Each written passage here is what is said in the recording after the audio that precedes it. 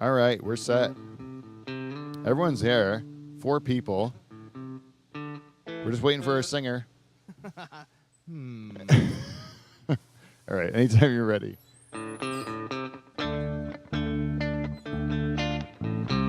Still an odd piano, eh?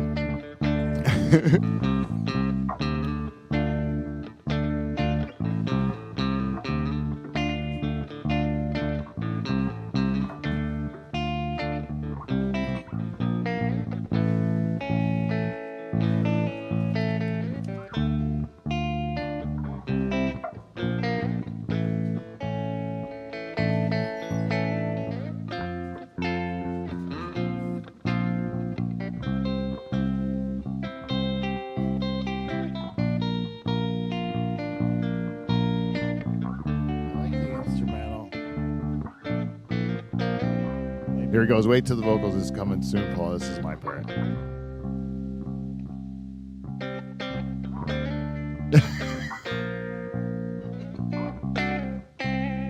Normally at this point, we would have a singer, right? We'd have a singer. Was it at the 1 or the 4? There was like a 1 or a 4. There was like 4 of them, and then you were supposed to do another part, and then I was going to come in. But there's something different about this show. I can't think what it is. I don't know what is it the opening? Are we nailing it? Is that what it is? I think we were supposed to sing it. Oh, damn it. Oh, here we go. You know, sometimes here in the Dutch Hall, you know, sometimes things don't work out as they're planned. We do it every week. We set a goal for ourselves to come in each and every week and to do this program for our listeners. And we made a commitment to them, Paul. Some of them are like a hardcore driving to work on a Friday morning listening right now. That's why I showed up. All those people were deprived. I wasn't here last week. And what we did was we set up a song and play a nice Dire Straits song, and we had Steve on drums. You know, Steve was just working the drums of this song. I was watching before. He was waiting for Braden to show up, and Braden and Kevin and David and Michael. Yeah.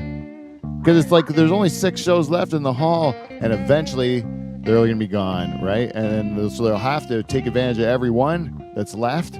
But no, the only 2 that show up are Steve and Wes, and of course us Van Dyke brothers. The 4 of us together, we couldn't sing our way out of a paper bag. Not much singing going on. But we're still doing the show for you people because we love you, and we're going to get this through this thing. But there's only one way to get it started. You know what that is, Steve? I think it's to play that theme song beat. Yes! Theme song, boys. 1, 2, 3, 4.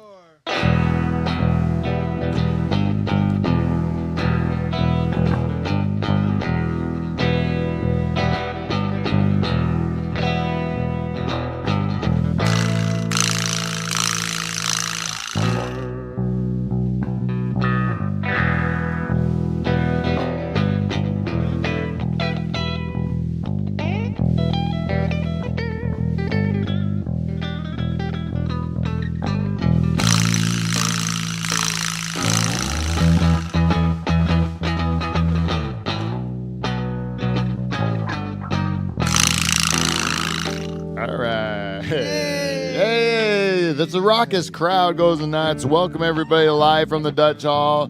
We are Canada's only late night talk show and the greatest podcast ever come out of a pool shed in Pine Grove, Ontario, bar none. Bar none. And I believe we are that way because we have the greatest band in Canadian late night history, and you heard them here, the Nocturnal Emissions. Comprised this week of just a couple of drops that came out on the bed sheets. Steve, the reluctant German, on guitar, and the balls of the Nocturnal Emissions back where they belong, Whiskey Wes Hagens. And you know what? This show wouldn't be complete without a good bartender, brother, bus driver, director, and bottle washer. He's Paul Van Dyke, everyone. And now it's the host of this program. That's me. It's your two-time President's Club Award winner. It's Pope Pete Van Dyke. Hey! Thank you, everyone. Bow. Hit the cymbal, Jane. Hit the cymbal. Just hit it with your hand. Yeah, the top one. Hit him again. Oh, that one didn't work. Yeah. All right, there we go. All right. I thought Paul was leaving. That was an epic opening, and now what do we have to do yet? Just a feedback, and then close the show. Done. Done. Was that like a half hour like opening? That one? No, 5 minutes. What? 5 minutes? I thought that was at least an hour and a half. That opener. That was the most painful thing. You know, it's not. This is the thing about people don't understand about this program. Each and every week, you know, whatever collection of dedicated nocturnal emissions show up, we have to make a song out of it. That's right. In between 10 and 20 minutes, Yeah. right? Yeah. Usually. And usually there's talented musicians to pull this feat off, and even they are angered and frustrated, as well used to are. Talented musicians here today, angered and frustrated That's right. that you were given not even 10 minutes to cook up a song, this song, random song, Out of the blue. with the lineup that you were presented with, which was just the two of you guys, right? Right. And it was unfair. And you know who I blame? Let me get my list out. It's long tonight. It is long tonight. Let's start with right to my immediate empty chair. That would be Michael, our band leader, Bo. Well, Boo. where was he? He's got a good excuse, though. What is it? He's going to the Jack White concert. Yeah, Jack White concert, you know? Oh, yeah, that Jack was White, tonight. Pete Van Dyke, Jack White, Jack White wins. I got to tell you a secret. I was offered Jack White tickets to give, not to give, but to sell to anyone in the Dutch Hall crew who might want them, right? Oh. I said, you fuck right off with those tickets because I need, if I would have given them, Steve would be gone, and then it would just be me and Wes. And I don't know what we play. I have not a clue. Just at bass and Pete, Paul on, what are you going to be playing? You could play the I was with Shakers. Steve. That's right. Yeah, you'd be gone too. Anyways, yeah, Mike's going. He's having like 1 million bachelor parties between now and then. But me and Charles just booked our flight to the Nashville to go to this real Look one. out. What? Said look out. Yeah, look out, Nashville. Damn straight. Yeah. There's going to be a bunch of Van Dyke boys on the loose. It's going to be like Van Dyke Party Services unleashed in Nashville, Tennessee. Oh, I can't even wait. It's going to be ridiculousness that I can't even imagine. But I'm smart about this whole thing. Me and Charles are getting a little paradise away from the chaos because we're old, Because we can't handle sometimes too much of the younger fellas' boisterous activities. Sometimes I like to get my shut eye, maybe a nice 8 hours of shut eye. Maybe Huh? just a nice place to take a nap, eh? What? You want to Yeah. take a nap, eh? Maybe in the afternoon you want to take a nap. I don't like the honky tonks anymore. I would like to go rest my weary head, and then maybe go on a bicycle ride. Yeah. Not me. I'm out. I'm out. I fell for that trick once. It was hilly, wasn't it? Yes, there's big hills in Nashville. Yeah, it's a lot hillier than you think. You don't think Nashville is going to be hilly until you put a big, giant brother on a bicycle. And you're like, this is a lot hillier than I expected, Paul. He's like cursing and pushing his bike up the hill. I'm just going to call a cab. Fuck this thing. What do you plug it into something? Yeah, it would be way better to see the city in a cab. I do like using Lyft and Uber now. Yeah. It's way better. I don't know why. Well, because a lot of cities it's not easy to get cabs, but it's always easy to get an Uber or Lyft. Yep. And you can see them right on your phone. It's really good. What else can be like that? Everything? Can everything be a shared model like that? Because you can do like you can share your house, And your car now. your car. You can Rent just your like car. rent your own car out, right? And then you can rent your own house out. People do that all the time. It's kind of weird, eh? Where do you do with your clothes? Like if people like do Airbnb for their own house, but they have like clothes in their house, what do they got to lock them in a closet or something? Maybe. Maybe a shed in the backyard. Oh, a clothes shed. Great idea. Hey, Jane, what about I build you a clothes shed? Steve's got one. He's all fancy. You guys don't have? Isn't that what the Dutch Hall Is turns that like into a in walk-in 5 shows? closet? Yeah, I guess so. Like we can use an old bulk kill Nice. to put all your shoes in there. I'm in. Oh shit, guys! You know what? Ooh. I got all kinds of booze in my mustache. Woo. Steve, now you have a luscious beard, Mm-hmm. right? And this is something that you do all the time. You just go bearded all year round, right? Yep. And how long have you had that beard on your face? Forever. And are you covering up? Or are you like masking, as they say? Penis birthmark. Oh, is that what we? No, that's what we thought. That's what you thought. Is it a penis birthmark? It is not a penis birthmark. Okay, 20 questions to figure out why Steve has a beard. Okay. Okay. Steve, are you covering up your are you covering up your humiliation for giving up on your goals and dreams? No. Oh, Terrible, damn it. Not at all. terrible. I thought I was going to get rid of that. That's 19. We got 19 questions left. It's gonna be a long. terrible bum chin. Maybe. Yeah. You don't remember? I don't know. I have no idea what my chin looks like. I'm sure there's two of them. Does your beard get itchy at all? Never. Never anymore. You're just used to it, right? Yeah. Your body just adjusts. It's whatever. That's what the thing is. Your body will adjust to whatever torture you put it through, eh? That's just like you worked in tobacco, right? Yep. You know when you're doing like sand leaves and you're like your body doesn't even bend this way. It hurts really Not bad. supposed to. It's not. You're not supposed to do it all day, No. and like it hurts. This is unreasonable. And then eventually your body just gets used to it, and then you can do it all the time. Yeah, It doesn't. it'll hate you later though. Oh yeah. In your life, you mean? I would think so. Yeah, like I was working for the bank, and I went to the I had a bad back or whatever, so I went to the doctor, and they gave me a X-rays and stuff, and they said, "Oh, you got years of you got damage from years of hard labor, right?" And I'm like, "I work at a desk, I don't do anything, And she goes, "No, what'd you do before that?" I go, "Oh, I grew up on a farm." But I didn't think that counted, the 15 years of hard labor I did there while my body was forming. That's actually probably what did it. Maybe. Yeah. But anyways, what I was getting to is that my beard is new on my face. And as it turns out, it's not that I did it to raise money for men's health. Like there's talking, it's called No Shave November now. It's not called Movember, which is just mustaches. And now the bearded community, like Steve, wanted to be included, right? But in order to qualify, you're supposed to shave at the beginning of the month and just show what you can do in a month. So Right. it shows your manliness, how much hair you can actually produce, right? And anyways, I'm going for this beard, and it's itchy as hell right now. Like it's driving me bats. Early stages. So how long does that go for? Wes, you just had one too. Yeah, I hated it. You hated the beard? Yeah, it would not stop itching. It was longer than Steve's, I think. How long did you have it and it still didn't stop? For 4 months. 4 months and it still itched? Oh, that would drive me fucking Yeah. crazy.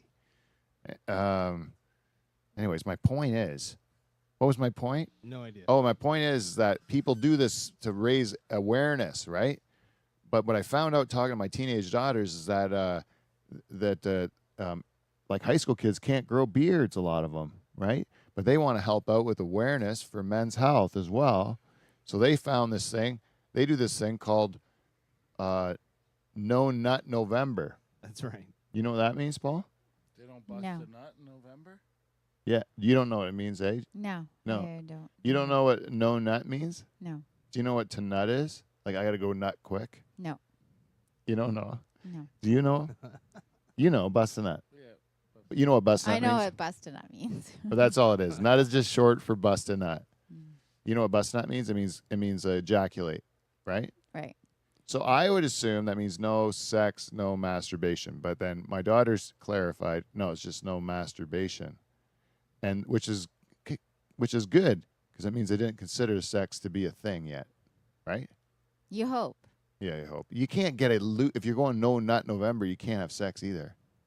Can't Right. nut. Can't nut at all. Right. I don't think that's healthy though. So they're not sexually active. I'll tell you what happens, Wes. I did it as an experiment one time when I was 21 years old. Terrible idea.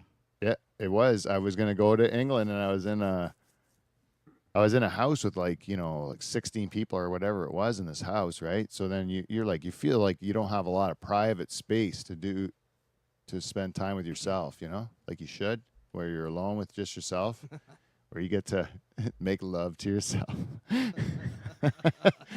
But anyways, I said I'd feel awkward about doing it in a house with all these people, I don't know. So I said I'm just going to take 4 months off because it's just one semester. 4 months off of releasing, and as I'm 21, in the prime of my sexual peak, Anyways, that lasted about 4 or 5 weeks. And then I jizzed on the top bunk right over top of my good friend. He had no idea underneath. I couldn't look him in the eye for like a week, eh? Like I couldn't look him in the eye. And he was like, "What's the matter with you?" I'm like, "I feel so ashamed, And I eventually told him what had happened, eh?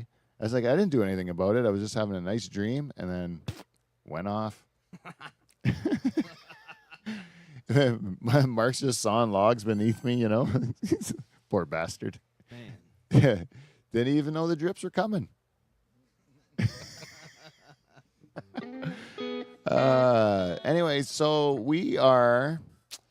Anyways, that's what's going to happen. So you should actually, blow the steam out there, because otherwise it's going to do it itself, and it's going to cause you a lot more embarrassment and a lot more laundry to explain to your mom if there's any high school kids listening to this. Is there program. more anger issues in November because they can't release? Yes, there is. 100%. 100% Dutch Hall fact. There is definitely more anger when you don't bust a nut. That's just facts. That's right. You do it, eh? Oh, yeah, I'd be fucking mental. Okay, this is a great example, Paul. You're with your wife, right? Let's say you're with your wife. Let's say that maybe just the rigors of life may be causing a little stress between you and the missus. You know what I mean, Paul? Yeah. And you maybe not as enamored with her as you were on your wedding day. You ever have days like that? Yeah, a couple. Well, on that day, just picture, right? Just for a second, she just pulls you around the corner and just sucks your dick real quick, Oh, yeah. right? And then all of a sudden you just blow your load in your mouth, and then you're like, "Oh, whoa, what happened there?" And she's like, "It's time to go back to the kids." And then and you're like, all of a sudden, your whole opinion of her changes, eh? You look at her with new eyes, don't you think? She becomes great. Yeah, for a little bit. Yeah, that doesn't happen. Yeah, but it would change it, wouldn't it? It would. Yeah. Lesson to be learned here. It's for the ladies. This is because we have a lot of lady listeners. I like them to know if you think your loved one's getting a bit grumpy, just pull him over, give him his wet fur, and His what for? yeah, and then he's fine.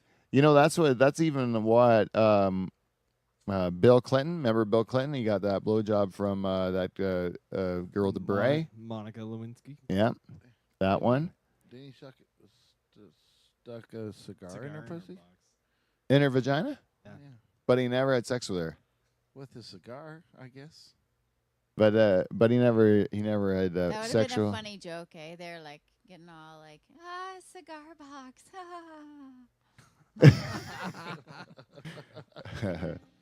Yeah. Cigar box. Sorry. What was another one? Do another cigar related product, and I'll see if I can make it dirty. What's another cigar product? What do you? A humidor? Oh, this is gonna be hilarious. I don't know. Well, how big is your cigar, or how big do you like your cigar? I don't know. Maybe just ash in her pussy. Maybe. He needed an ashtray. Maybe he didn't really stick it in as much as butt it out. Yeah. Oh. What? Just butt it out. Just butt it out. Yeah, he just had to butt it out somewhere. Yeah. Yeah, we don't want to be known as an ashtray. I like Straighteners. cigar box better than ashtray. Really? Did I make a way of finding it more offensive to ladies? To more objectifying? I'm sorry. I didn't know what I was doing. Hey, well, you know how me and Steve were talking today about how we'll talk about one more thing, and then we have to get to a segment we call feedback. Me and Steve were talking today about how they change words because they're offensive. Like That's right. can't say retarded, even though mentally retarded was like a dictionary term for like an ailment, like where you had a retardation of your development or whatever, like it was stunted, like that. You know what I mean? And that was like a legitimate term, not an offensive term, Because retarded means slow. Yes, and slow is bad too. You can't say slow either because both those things are offensive, Yes. right? Because they have a negative connotation or something now. But then they change the word, right? So then they just change the word. So now they think that's going to solve it because you call it a nicer word, right? But that you got to be mentally challenged to think that that's going to change anything, right? Yeah, that's right. Aren't you just going to, you got to be some sort of developmentally delayed goofball to really believe this is going to work. You see what I'm doing there? I'm taking the new word and making it offensive, right? Right. It's going to keep happening as long as there's dicks. Can I just give us one word and say don't be a dick about it, You can't keep changing the language is what I'm saying. It doesn't change people. No matter how much you try to police us all, we're still going to find a way to make fun of your friend for doing something stupid, Right. But you shouldn't throw them in that category with those people who have legitimate health problems. And, I saw a guy who had legitimate, like, mental health, or not mental health, but, he's like a little bit developmentally challenged or whatever. And he was waiting for the bus on that windy day.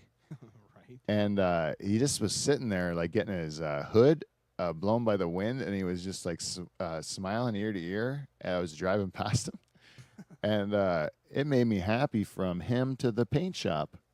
I'll tell you, just looking at that kid's grinning at the wind blowing him in the face, he was having a ball, And I was thinking, am I supposed to feel bad about that?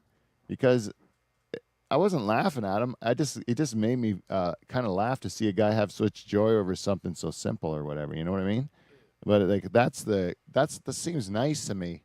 Like it doesn't seem to be like something I'm doing mean to the person, right? Right. But some people could find it offensive for me laughing and pointing like that, throwing a bottle out the window. I shouldn't have done that. That's where you draw the line. That's where I went too far. Was it the bottle? Well, we should do a segment we call feedback. We got feedback. We got feedback.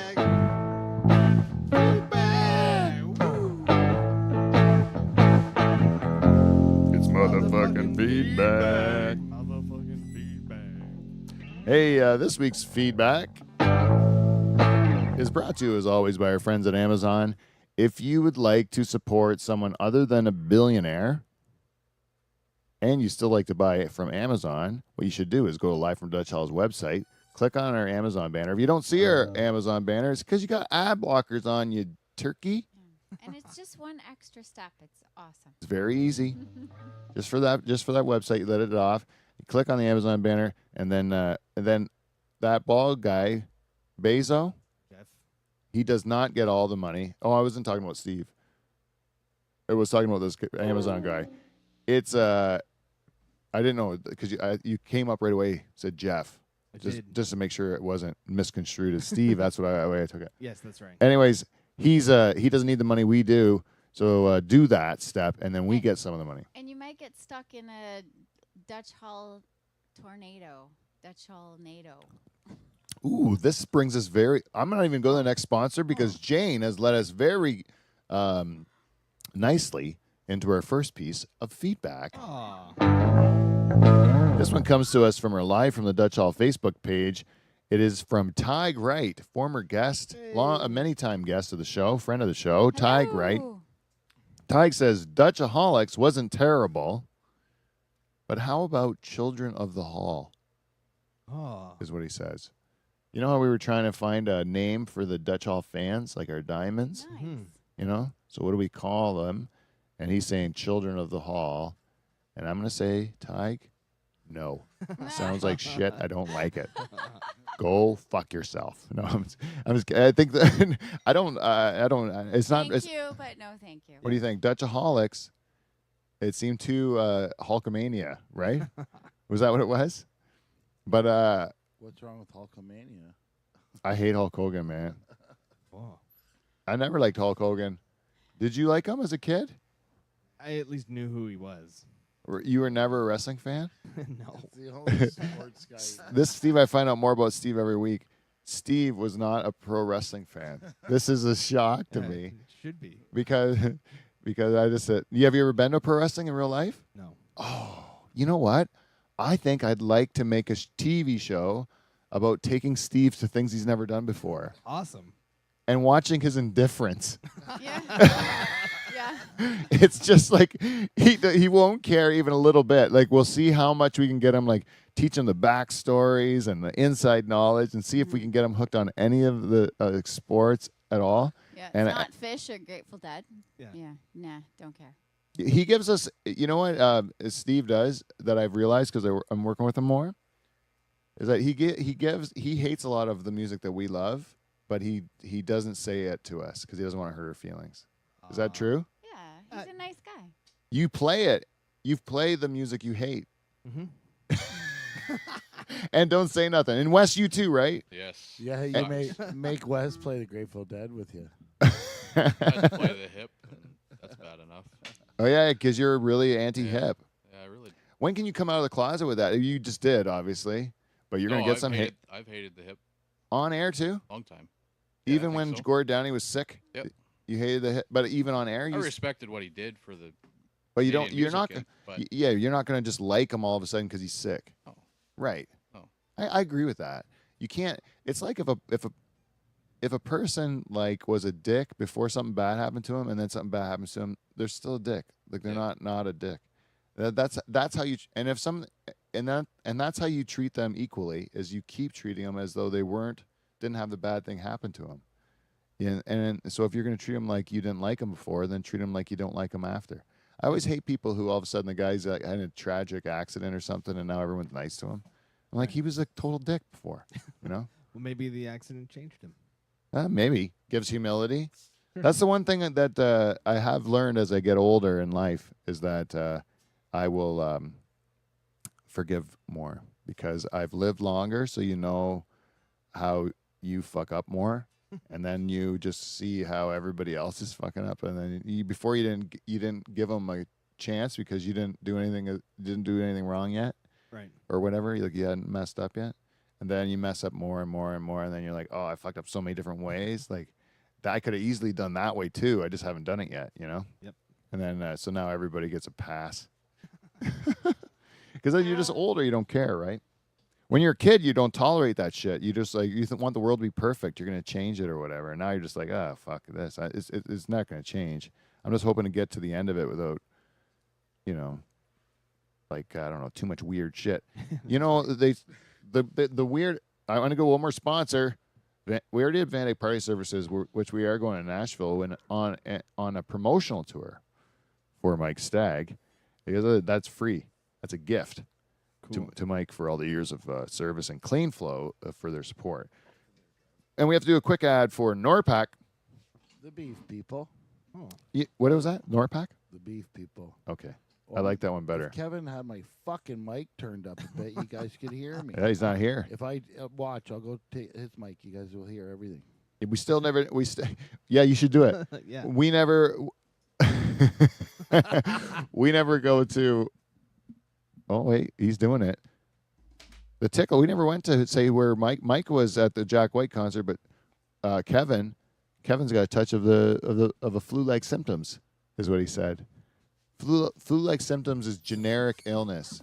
Maybe he's pregnant. Yeah. Oh, listen to this velvety voice. Oh, there you go. Is that Kev's mic? Yeah, I'm gonna switch him for good. Fuck. He's not even gonna know what's happened because I don't know if he listens to the show. Oh, he will. He'll listen to the opener. That's the best part. Joke's on He's gonna him. be like, "What happened?" And we're like, "Yeah, we fucking nailed it. We nailed it." Sounded fucking great. Hey, guess who else gave us a piece of feedback? This one came from live from the Dutch Hall at gmail.com. It says, I am so glad that your new purchase jitters are settling down. You stated quite clearly last week that these things that assisted the hall just kind of fell into place once you began. And that is it. That's the magic beginning, right? This is the precise magic Goethe speaks of in his famous quote. Pete, do not read the quote. Too boring. Just skip it. It's for your info. I did read the quote. Would you like me to read the quote? Yeah. You see, everyone's going to want me to read the quote. That's why I got to read the quote. It says, concerning all acts of initiative and creation, there's only one elementary truth, the ignorance of which kills countless ideas and splendid plans. That the moment one definitively commits oneself, then providence moves too. Yeah, you should have listened and not read it. Why? Too boring? Yeah, bored. But you know which word got you? Providence, right? Yeah. Yeah, I lost on that one too. Does anyone know what that means? But I know what the gist of it is that if you start something and commit yourself to it, then it's going to happen because you've committed yourself to it and you have no choice, right? Right. It's like if you have a backup plan, you're going to fail. That's what I say. Yeah. No backup plans, not allowed, right? What are you doing? Are you filming? No? Oh, okay. It's weird. And then, anyways, he says, once you bought the church, you bought the outcome, and it's going to be awesome. I'm glad I'm here at incubator time. Wait till this baby hatches. Dr. Bruce Veltri. Oh, There you go for that's Bruce. nice. Yeah, very nice, Bruce. Thank you. I'm going to go listener of the week quickly. Whoa. No prepare. He's the listener of the week. This is his week. It's your week, Bruce. Yeah. I think we're really coming together. By the time we do the closing theme song, we're gonna be fucking killing it, man. We are gelling. This is from Podbean. We got this next piece of feedback. It said, I listened to your show Friday morning on my drive to work, and OMG, I laughed so hard at how nachos are made that I practically drove off the road. If anyone had seen me laughing my head off, they would have thought I was drunk or mentally unstable or both. And there is really no evidence that she was not in both of those cases. And by the way, fellas, just remember, it ain't the meat, it's the motion. Ha ha. And that is from Good Time Jane. Hey. Good Time Jane every week, back again. I love her. She's going to be one of my favorite listeners, I'll tell you that. Not the meat, it's the motion. But I do like the meat. Hey? A nice roast beef. Hey? A nice flobby. I like it. I like when you can see what's going on. Nice shot, octopus. Okay? All righty. We only have one more person. Hey, Jane, you do the hi-hat. Can we do Cheese Lady without drums? Sure, of course. Of course. Let's do it then. We're the Nocturnal Emission. Well, there is one other lady we have to check on. And that's our good friend from the Second Mouse in Delhi. She's a cheese lady. Let's check on her.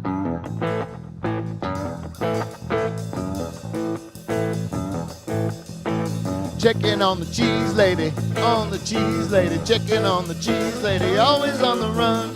Checking on the cheese lady, checking on the cheese lady, always having fun. Checking on the cheese lady, checking on the cheese lady. Teresa, what you done? No, that's the last one. Teresa, what you've done? Done. I screwed that up. I had to get one more. Is there four and then? Yeah. Okay, sorry. Teresa, the Second Mouse in Delhi, she's a great supporter of our show, and every week she likes to go to Podbean. She likes to give us a little bit of feedback. And I look forward to it every week as well when I get the notification. I'm like, is that Good Time Jane? Or is it the Cheese Lady? And Cheese Lady says, great show, guys. Can't wait to come to the church. I will practice the Kegels in the meantime. LOL. We have got a bunch of like wild women coming to the church. I am really looking forward to it. A lot of white women with tight pusses. They're like clenching them up right now. This church is going to be off the hook. Can't wait. Oh, Oh man, Kegels and the cheese lady. That's just funny that we are really reaching out to on this of all month, November, Men's Health Month. That's right. We're reaching out to the women, teaching them how to tighten up the old puss. Oh. And I like it that we're doing that service for those women. I like it. All right, that's it. Because we have no Haitian dwarf. What happened was Halloween happened, and he went missing again. Oh man. And this is what happens with our little buddy. You don't know what's ever happening with him, but he always gets himself into a little bit of a mix-up. And a lot of times we think he's dead because his organs won't last as long because of his tiny little body. His heart keeps growing until he dies or something. Isn't that what happens? Or their kidneys fail, like Gary Coleman or something? Oh, he fell down the stairs. Didn't he? How did Gary Coleman die? No idea. Jane, look it up. Can you please? How did Gary Coleman die? We need to know that. How did Webster die? Webster's still alive. Yeah, he's on the reserve. Yeah. Yeah, he was shopping at the Caledonia and No Frills. No, what was it? It wasn't No Frills. It was the Zares or the Superstore. Oh yeah. Webster spotted in Caledonia. Yeah, Webster. He's there all the time. How did Gary Coleman die? Oh, she doesn't have a microphone because Paul's got two. Yes, diva. Well, one that works, and You could join us over here. one you can't hear me breathe. Oh, Paul's got it. How did Gary Coleman die? Died of a brain hemorrhage on May 28th, 2010 at 42 years old. Brain hemorrhage. Yes. Huh. That's a different From kind of falling. stroke. Ah. Oh, wow. Steven. Oh, I love making fun of the dead.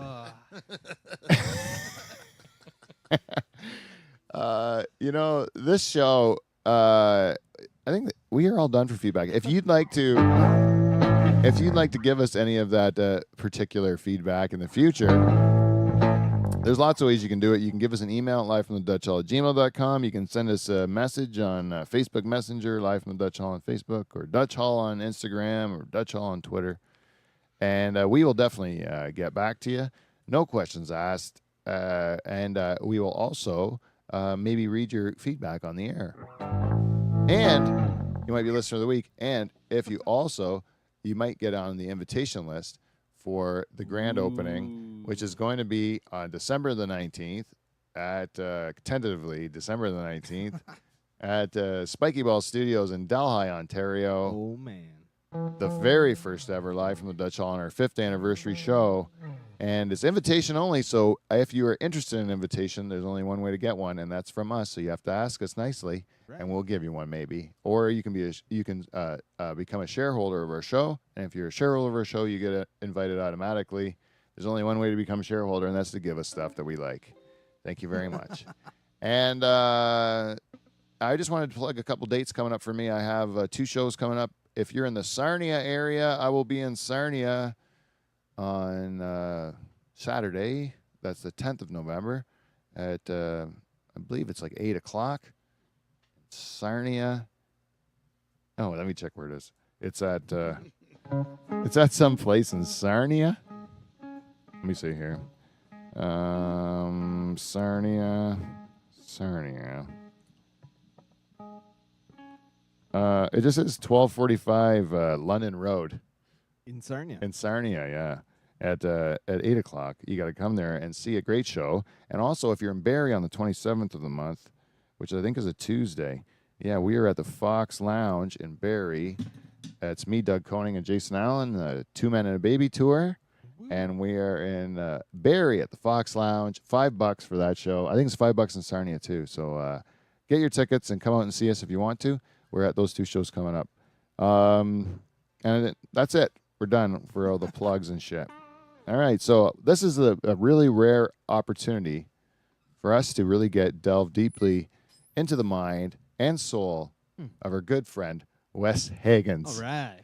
Because we never get to see him on camera this clearly. This is the clearest shot we've had of Wes on camera. He's got his own box. Paul, get in close of him. Let's see him. Come on, get right in there on him. Real face. for No, radio. not that. There we go. Oh, no, that's good enough. That's good enough. Too close. Get away from him. Oh, it's... Anyways, Wes, you got a microphone. You got a camera. You're a superstar today, right? You're I'm a in. Superstar every day. 2 weeks though missing from the show, right? Yeah. Yeah, it And was- that's work related. Yep. You claim. No, it was. Yeah, I know it is. But you know that you can always just quit your job and play bass here in poverty. The thought has crossed my mind daily lately.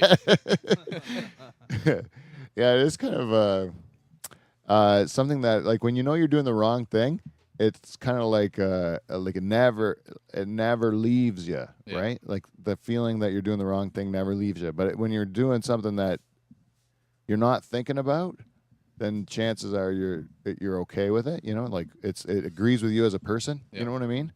Because I've done a lot of different jobs in my life, and there's a lot of them that I just don't agree with. Like, it makes me angry. I'm walking around angry all the time because I know I shouldn't be doing it. One of them was banking. 15 years of being angry, and then nothing. I spent like 8 hours a day with people there for like 10 years. Not even 8. It's like 10 hours a day for 10 years, right? People are terrible. And then the day I leave, I'm like, like I never spent a day with them. Like I never even was there at all. I fucking hated customer service and like dealing with the public. Hmm? I worked at the garage. Did in you work at Simcoe. the general public? Like everyone? That's the worst, Yeah, man. it was terrible. Like, it completely changed my outlook on people. When you have to deal with the whole Like, GP, like yeah, 40 to 50 customers a day, generally, yeah. and they're dicks. Yeah. The amount of people out there that don't even like try to and just be reasonable. They just think they either think everyone's out to get them, or they're just like they're really suspicious, or I don't know what it is, and they get defensive and they end up being real cocks. They make it so that it's worse. You know, I've been that guy lots of times where I'm the one making it worse. You know who's terrible is fucking Charters. You ever go to a mechanic shop with him? I'm like, you can't treat people like that, Dave. And then he's like, but I think he might have watched his dad do it. Like, I think he's kind of learned it from his dad, and he just keeps he rides him hard, eh? Didn't you have to build a house for him for Charters? Yeah. He's particular, right? Yeah, but it was fine. Yeah, I know, but he's like a eagle eye. He's on it, right? Like, he doesn't miss a detail, right? That's the thing about Charters. He's really on top of it. I think there's a time for that, though. Yeah. Building a house, I think, for sure, like, that's a big investment. If you're Yeah. Your biggest investment, yeah. if you're going to a store and telling people how to do their job, then you're an asshole. Yeah. But if you're investing in your If you're protecting your biggest investment in your life, that's understandable. yeah, But if you're like, just going in there and saying like, giving the guy shit for the way he's taking your lug nuts off or something, you know, then you're being a cock. Yeah. Where's the line though? Where's the line? Is it a line like, let me think, like it's got to, where is it just borderline important enough that you're okay? You know, like a car, if you're going in to negotiate for a car, it's still a pretty big purchase, right? Get it? You can be a dick, right? But you're getting your car fixed. That's not good enough, right? I think it all depends on your financial situation. Oh yeah, that's why general public is so hard to deal with, because there's so various situations. There's no way you can get a perspective for each one of them, because there's so many different situations out there, and then you have to deal with all of them. Plus, crazy comes in too, because you can't keep crazy out.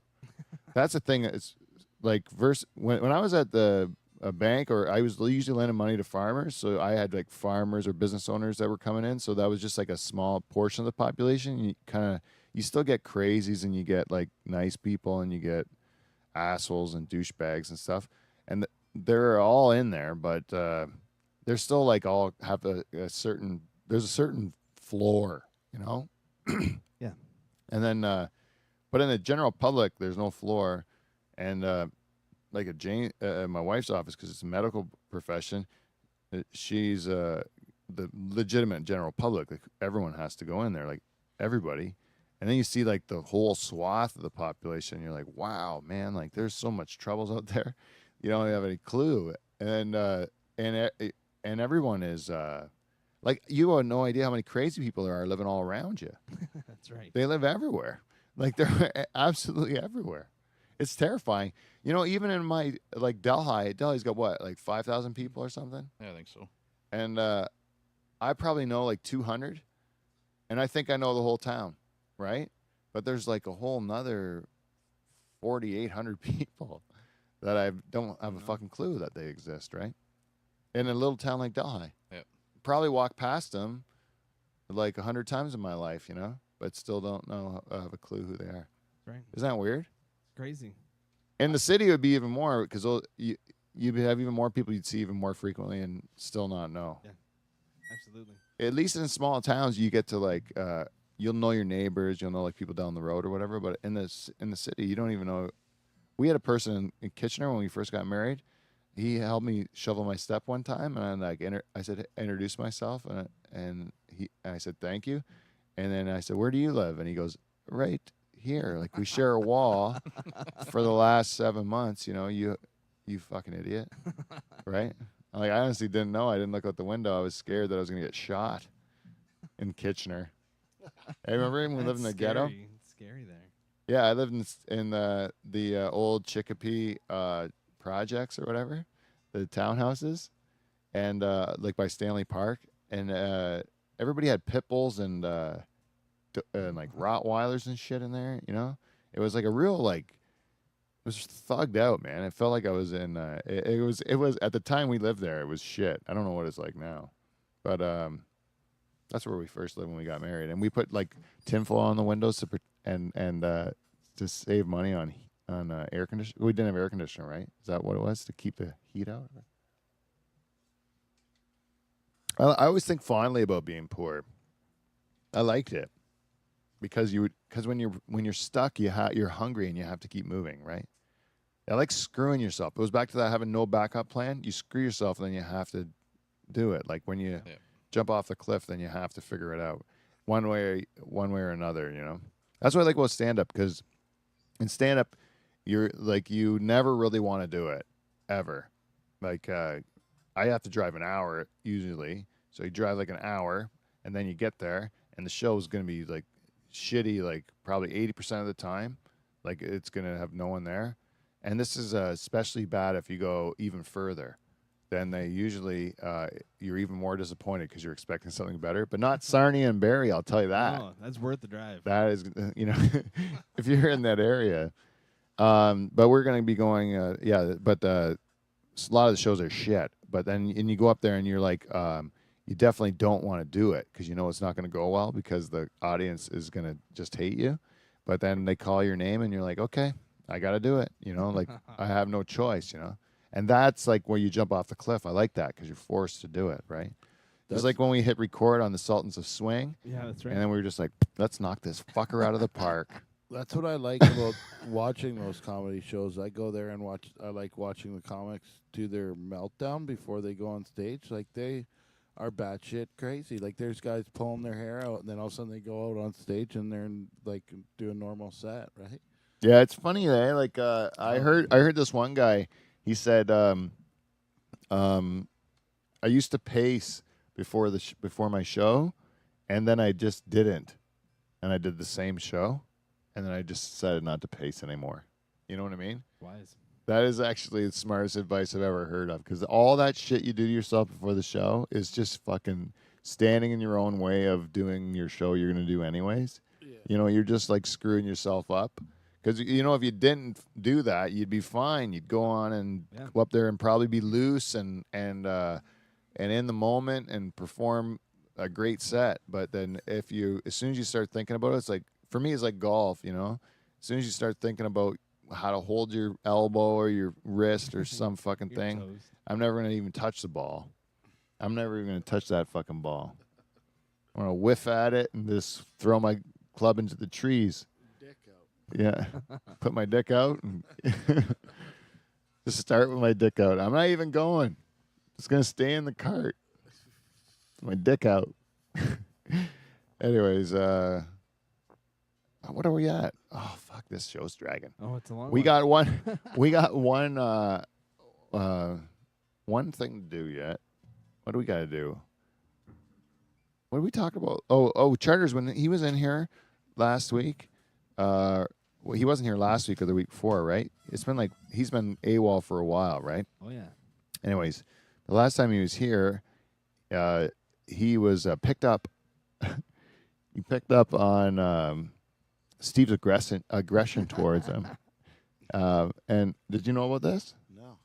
Oh yeah, Charters is convinced that Steve has got it out to get him. Hey, he thinks that Steve's really mad at him for something, and he doesn't know what. Doesn't that lead you to believe he's done something against you? If he believes that, like for him to think that you are mad at him, Yep.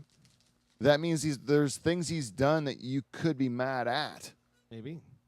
That's what I would suspect. Otherwise, why would he be mad at you? You've never done anything to make him mad. Yeah, I think you're right. I should be mad at him. I'm mad at you, Dave.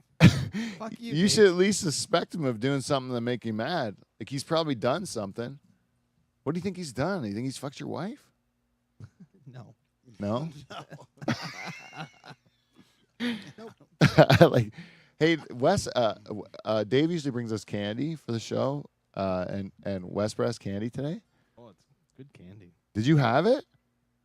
No, I hate them. You hate those? Oh yeah. Oh, you know the Stroopkas, the licorice, the Dutch ones, that are like salty and Yeah, I just don't like black licorice. oh, those are horrible, but I had one of those on the weekend. salty. Another Dutch friend of mine was like, "Here, have one of these things," and I had a Did nice you spit it out? fresh piece of mint gum in my mouth, and then they handed me this salty black licorice thing, and I was like, "I don't know what whale sperm tastes like, but I'm pretty sure this is it." Did you spit it out or did you eat the whole thing? I ate the whole thing though. I love black licorice. Yeah, but that is gross though. Like it's a Oh. different thing, right? It's something else, and the people that love it, like super love it, and I can't stomach it for a second. But you don't even like those. Those are what are they called? Black babies?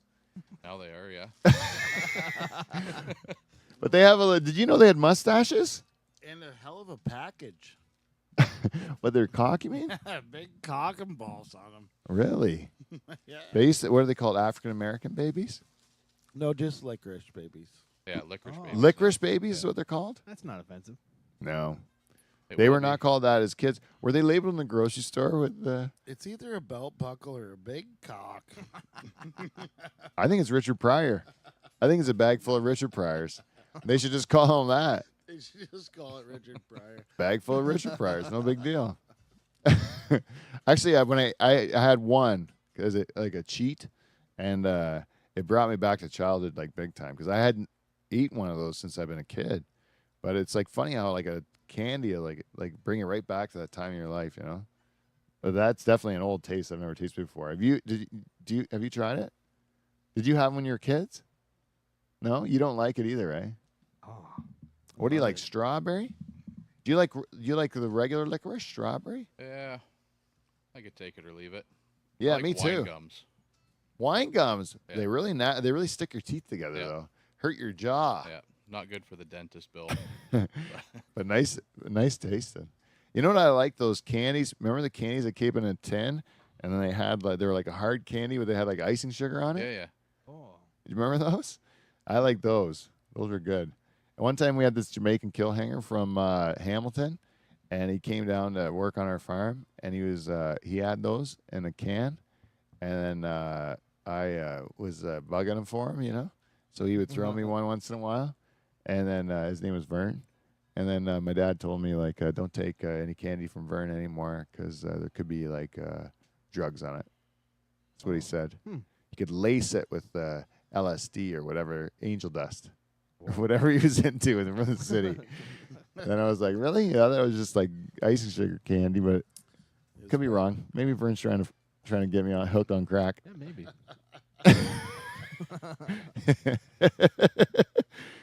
Do you remember? You don't remember Vern, do you? Oh, no.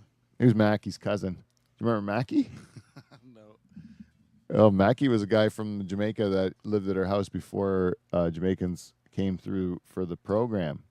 He was like a Jamaican guy that just like came up to Canada on his own and then had to work under the table. He lived in our bunkhouse. You don't remember him? No. Oh, Mackie's a great guy. That's funny. Me and Paul are 3 years apart, but we have different childhoods, eh? like I'll remember stuff from like when he was too young to remember, right? And it seems like a lot happened in that time. That Well, you're I don't remember till I'm like 8 or something. That's the farthest back I can remember. what's the earliest memory you got? Lisa getting kicked in the head by a horse, You were like 6, right? and that's about the earliest memory ever. But it was, yeah, it's burned in my brain. for sure. Yeah, that one I remember vividly. I remember every ounce of that day, Oh, like yeah. because we relived it so many times, right? Yeah, that was terrible. Thanks. Yeah, and my sister got kicked in the head by a horse. Did she And ever then- go flying? Yeah, her head was all split open, and then they were taking her to the hospital. And I remember my mom had like was dressing her wound or whatever, and then she kept asking her like what her name was, like so that just see if she was like still with it. And Lisa started getting worried that her mother had forgotten her name. She was just a kid, and she's like, "What? You forget my name?" My own mother. I thought you loved me. Yeah. That was the worst part about it, eh? Just her mother forgot her. She still doesn't remember the pain of the horse. That was awful, though. That is my first memory was kindergarten because was the first day of kindergarten. I remember first day of kindergarten. That's the first one I kind of remember vividly, where I can remember like people in the circle and stuff like that. Guys spilling the beans, like they had the beans for the bean counter. They we'd take scoops and put it in like a scale Yeah. to weigh the beans. Yeah, this guy in my class, Jason Lurch, he spilled the beans. Spilled the beans. That's an hilarious joke when you're a kid. Hey, when you're in kindergarten and the guy spilled the beans, but it's an expression as well. Right. So you say it out loud and everybody laughs. That's big time when you're 4. That's working a room. Yeah. Charters was in that same class as me, and he was actually even younger because he was born in February. So he didn't turn 5 until February, right? So he started kindergarten when he was 4. And blind as a bat, eh? Couldn't see me until grade 2. That's when he got his first pair of glasses. Grade 2. And then he started getting hit in the face with balls and every chance that he could until it would break his glasses. Every story that I have about Charles when he's a kid is he's like, this is all my favorite stories go like this. Charles is in the playground and they're doing something. Let's say this. He goes like, I'm in the playground and I'm playing soccer, and this guy kicks a soccer ball and it hits me in the face and it breaks my glasses and I go fuck, and then the teacher hears me and I go to the principal's office, right? And then he'd be like, another time it'll be like, we're just throwing snowballs outside and someone throws a snowball and hits me in the glasses and breaks my glasses and I go fuck, and then the teacher hears me and I have to go. It was always something about Dave, and Dave always had like a safety pin in there and tape around the one side of it, like he always, and he was also always the kid who like people. He lived in town. So like they would like do stuff like throw snowballs at cars, and then they would like have a getaway, like where they go under a fence, or they would put a tunnel through the snow, and they would like have a shoot away so they could throw a snowball at the car and then like run away from it or whatever. But Charles was always the one like where his friends would make the hole just a little bit too small for him to shoot through, because he was a hefty boy, and then he would get stuck in the fence and then get caught by the guy who he's throwing snowballs at. Hey Jane, do you mind shutting off that furnace, please? Anyways, enough about that cock. Yeah, fuck that guy. He decided that he was going to, again, prioritize his work, which is, you know what? I'm going to say right now, Charters, your job, though it might give you meaning, if you just put it on off, it'll go off eventually. If your job gives you meaning and all that stuff, that's fine. I don't give a shit. But I think you're a greedy son of a bitch. Yeah. I think you should join Wes in being dead broke and waiting for Thursday to roll around each and every week to nail openers like you did today. That's right. Right, Charters? Instead of you sitting there counting your money like Scrooge McDuck, doing big fucking dives into I would only imagine a vault of money. Have you ever been to Dave's house? Yeah. Is the basement of his house, is it true the basement of his house is a vault of money that he dives into like Scrooge McDuck every night? There might be. I'm only allowed in the basement. Never been upstairs. If you were only allowed in the basement, then you would have seen the vault of money. It's in like a secret hiding room. I don't know. I didn't see it. You never went to the kitchen? Nope. Only allowed in the basement. How'd you get in the house? We had band practice. And you went right to the basement. Yep. Were you allowed to like look at his family or anything? Nope. Oh no! Like he said, don't look him in the eye. Don't acknowledge you're here. That's right. Be very quiet. I don't Like understand secret why you'd band be mad at practice. him. Why would you be mad at him? He treats you like that, and you. Why would you be mad at that? That sounds gentlemanly. He won't even let me upstairs. Sure. I think he sounds like he's treating you like shit. No wonder you're pissed off at him. Yeah. I got a lot to say to that guy. If he'd ever show up. Ooh, getting saucy, eh, Paul? Yeah. Getting saucy. We're really getting like a radio war between you and Dave. This is a cliffhanger. Like, let's say, just for argument's sake, that next week Charter shows up. That's the end of the sentence. Charter shows up. Let's say that happens, right? Wow.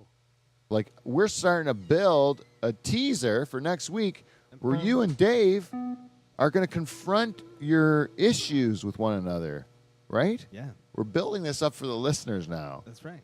We're trying to create a hype. Trash that fucker, Steve. Dave, I don't think you're a very nice guy. Well, he's really thrown the gauntlet down now. Way to tell him. Charters, you heard him. Say it again, Steve, just so he gets it through Yeah. his thick head. Dave, you're not a nice guy at all. I don't like you. And what do you think you'll do to him next week?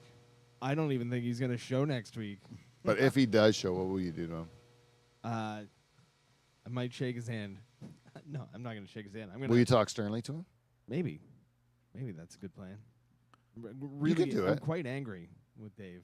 I'll back you Whatever up, he's Steve. done. You know what? You need to be protected in a safe space.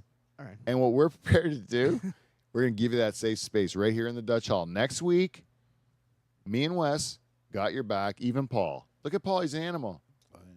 I got your. You got his back? Thanks, man. Okay, so we got three of us here. Mike is a pussycat.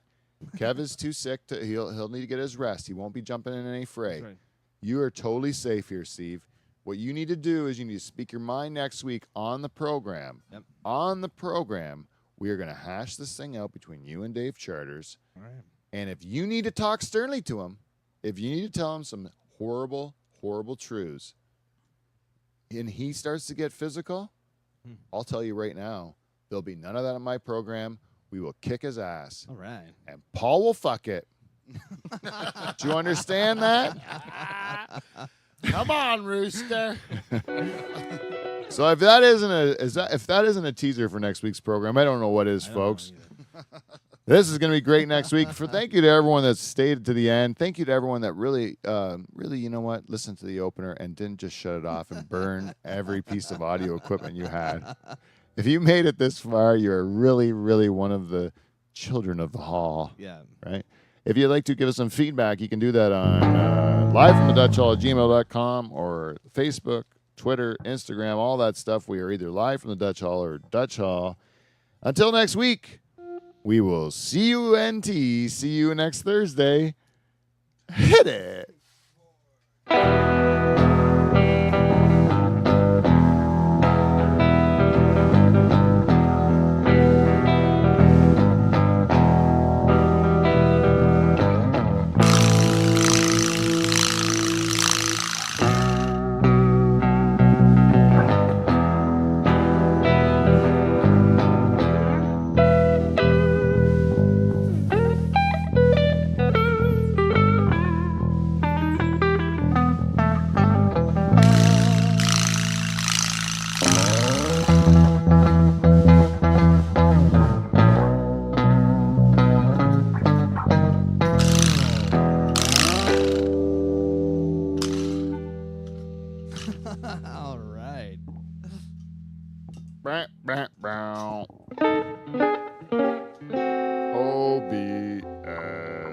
Thank you. Stop.